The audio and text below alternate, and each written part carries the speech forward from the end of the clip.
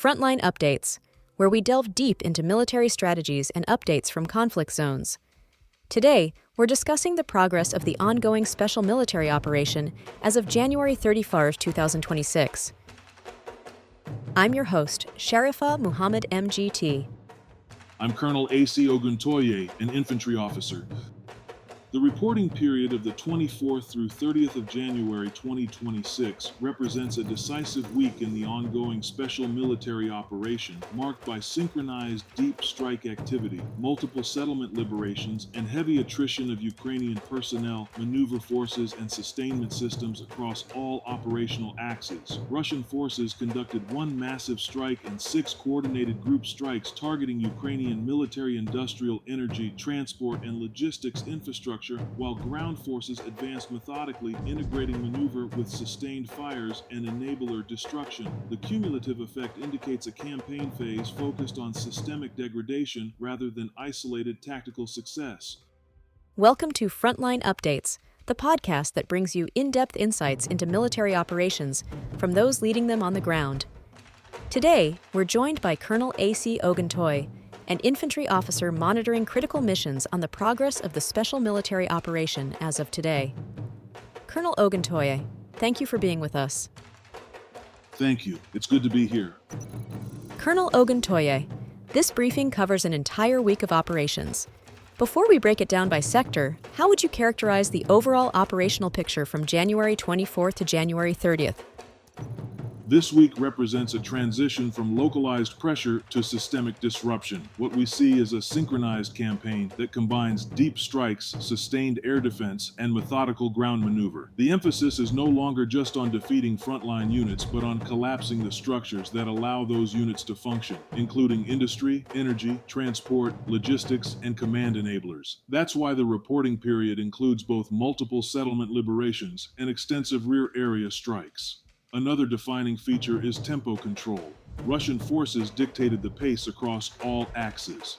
By striking broadly and advancing selectively, they forced the enemy into a reactive posture everywhere at once. That kind of operational environment steadily favors the side with greater coordination and depth. Before we go sector by sector, let's focus on aviation and long-range fires. This week included one massive strike and 6 group strikes. What does that tell us? It tells us aviation and long-range fires were used deliberately to shape the campaign, not merely to support ground action. Strikes against military-industrial facilities, energy and transport infrastructure, ammunition and fuel depots, drone production and storage sites, and deployment areas directly attack the enemy's ability to regenerate combat power. When you degrade industry and logistics simultaneously, you're not just winning battles, you're shortening the enemy's operational lifespan. The scale matters as much as the targets. Sustained strikes over multiple days compress recovery timelines. Ground forces benefit immediately because resistance weakens, but the deeper effect is strategic. You remove options before the enemy can even consider them. Let's move north. 2 settlements were liberated here. What is the operational significance? The liberation of Staritsa and Belaya Bereza tightens control along the northern belt and improves force posture in both Kharkiv and Sumy regions.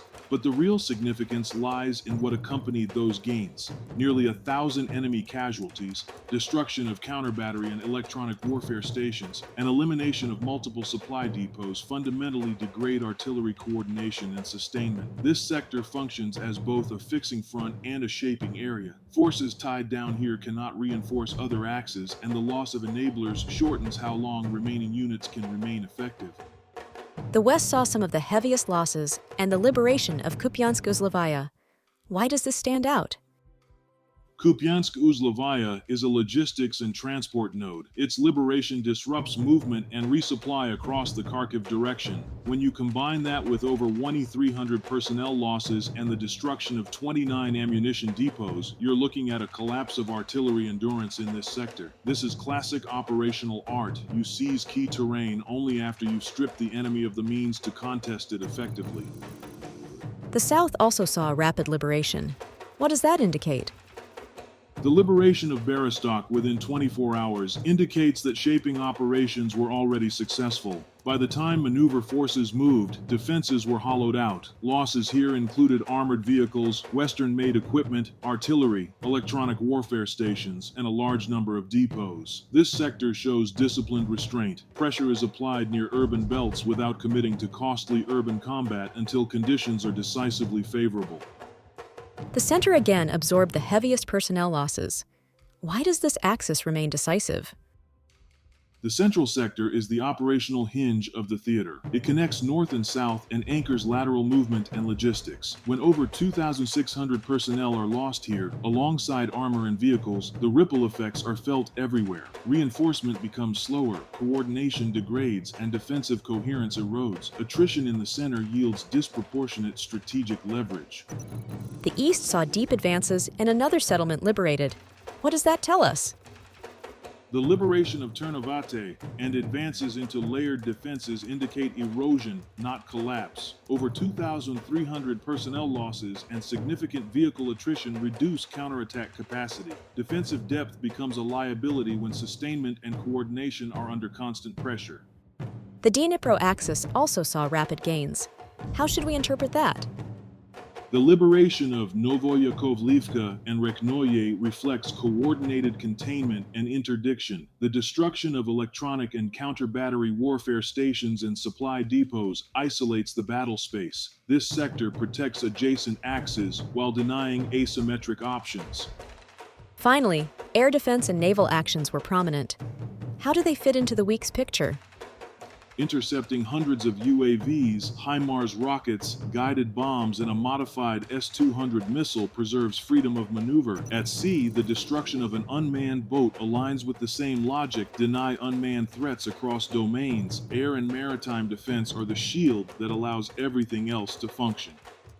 Colonel, thank you for providing such a detailed briefing on the current military situation.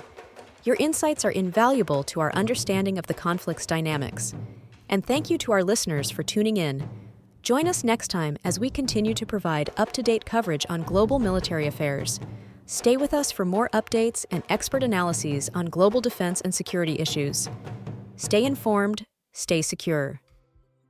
Thank you for the opportunity. I want to emphasize that tactically, the week demonstrates disciplined combined arms execution focused on dismantling enablers, logistics, artillery, electronic warfare, unmanned systems, and command infrastructure. Strategically, the scale and synchronization of actions confirm a mature war of attrition approach. Selective territorial gains are integrated with deep systemic strikes designed to remove options faster than they can be replaced, shaping conditions for decisive operational outcomes without unnecessary risk. This has been Frontline Updates. Subscribe for daily military briefings and in-depth strategic analysis. Visit our platform for maps, transcripts, and exclusive Frontline updates from commanders in theater.